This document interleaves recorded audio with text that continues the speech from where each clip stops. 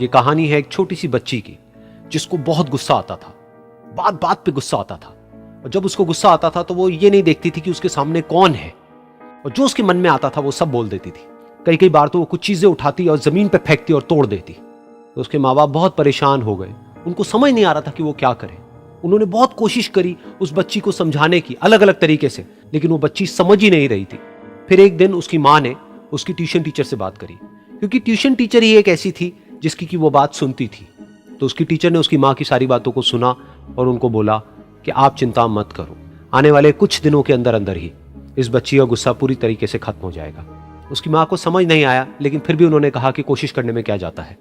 फिर उस दिन रोज की तरह जब वो टीचर आई और वो क्लास शुरू होने वाली थी, तो उसकी टीचर ने उस बच्ची से कहा कि आज हम पढ़ाई नहीं करेंगे, आज हम एक गेम खेलेंगे।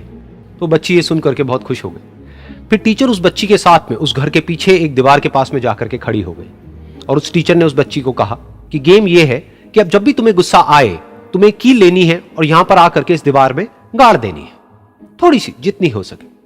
फिर उस बच्ची ने टीचर से पूछा, लेकिन इससे क्या होगा?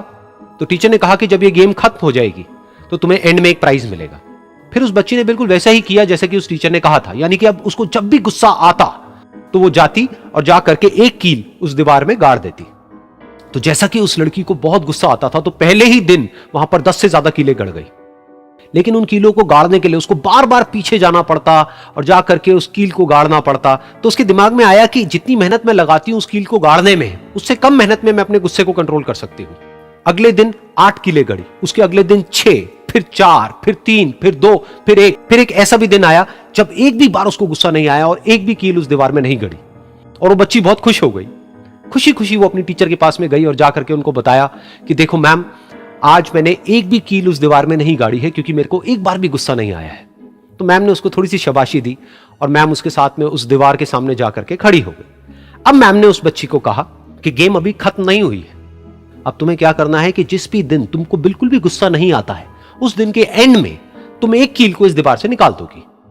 तो बच्ची ने वैसा ही किया, लेकिन क्योंकि कीलें बहुत ज्यादा थी तो 1 महीने से भी ज्यादा टाइम लग गया उन सारी कीलों को बाहर निकलने में। लेकिन एक दिन ऐसा भी आया जब सारी कीलें उस दीवार से बाहर निकल गई। फिर वो बच्ची बहुत ही खुश होकर के अपनी टीचर के पास में गई और जाकर के बोला कि अब उस दीवार में एक भी कील नहीं है।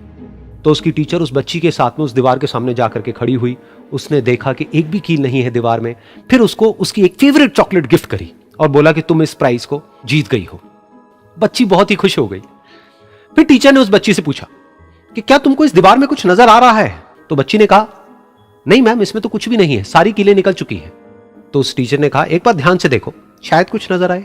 तो उस बच्ची ने दोबारा देखा और कहा, वो जो कीलें मैंने गाड़ी थी उसके कुछ निशान मुझे नजर आ रहे हैं दीवार में।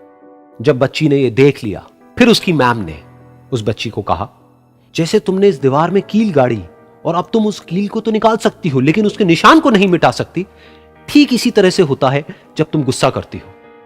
जब तुम गुस्सा करती हो अपने माँ बाप पे या किसी पे भी, तो उनके दिल पर चोट लगती है, उनको दर्द होता है और वहां पर एक निशान रह जाता है। उस निशान को तुम चाह करके भी हटा नहीं सकती, फिर चाहे तुम उनसे जितना मर्जी माफी मांग लो।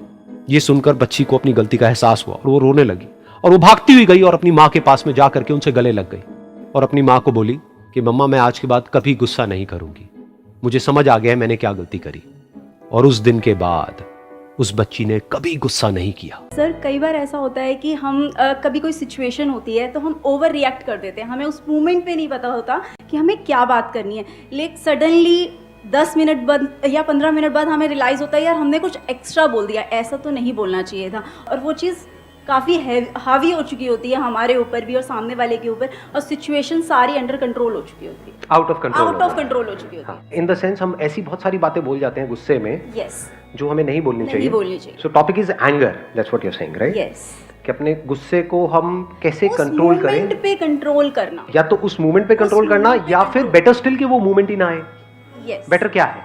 मतलब there could be 2 different topics. एक है कि उस मोमेंट में हम कैसे कंट्रोल करें, एक हो सकता है कि वो मोमेंट ही ना है, यानी आपको गुस्सा आना ही बहुत कम हो जाए। यस, गुस्सा क्यों आता है हमको?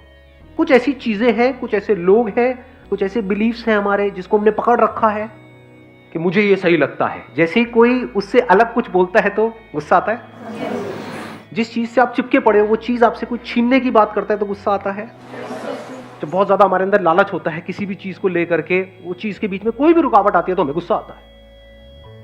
यानी जिस कंपनी में आप काम करते हो, अगर वो जो बॉस है आपका, अब इसको रिलेट करना, अगर मैं सही कह रहा हूं गलत कह रहा हूं, अगर वो बॉस बहुत ही ज्यादा लालची है तो उसका 10 रुपए का भी नुकसान होगा तो वो ऐसे रिएक्ट करेगा जैसे पता नहीं सब कुछ उसका लुट गया है। जिसके अंदर इतना लालच नहीं होगा, उसका 10,000 भी लुट जाएगा तो आराम से सिचुएशन को देखेगा, गलती तो हुई है, गलती तो मेरे से भी होती है, उसमें क्या बड़ी बात है, कोई बात नहीं। कोई इंसान है जिसके लिए आपने एक्चुअल में बहुत कुछ किया है और वो आपको अच्छे से ट्रीट ना करे तो गुस्सा आता है, बहुत ज्यादा आता है कि हमने उसके लिए इतना किया और वो देखो क्या कर रहा है, वो क्या कर रही है, उसको समझ क्यों नहीं आता, दिमाग है उसमें नहीं है। देख लो जी, आपके माइंड के अंदर झांक करके हम देख सकते हैं गुस्से का जो कॉज है। वो कॉज क्या है अगर हम समझ पा रहे हैं तो अपने अंदर कुछ भी पकड़ लेना स्ट्रांगली। जिसने कुछ पकड़ा ही नहीं उसको गुस्सा कैसे आएगा, लगाओ दिमाग। अगर मैंने अपनी जो इमेज है उसको बहुत सीरियसली पकड़ लिया है, अरे I am the Sandeep Maheshwari, ये वो, समझे, तो क्या होगा, जैसे ही आप में से कोई भी कुछ भी उल्टा बोलेगा मेरे बारे में तो क्या होगा, मेरी उस इमेज पे कोई भी हिट करेगा तो क्या होगा, गुस्सा आ जाएगा। लेकिन अगर उस इमेज को देख करके मुझे हंसी आती है तो चाहे आप मजाक उड़ाओ चाहे मैं मजाक उड़ाऊं, इस बंदे का जिसको संदीप महेश्वरी कहते कोई फर्क नहीं पड़ता।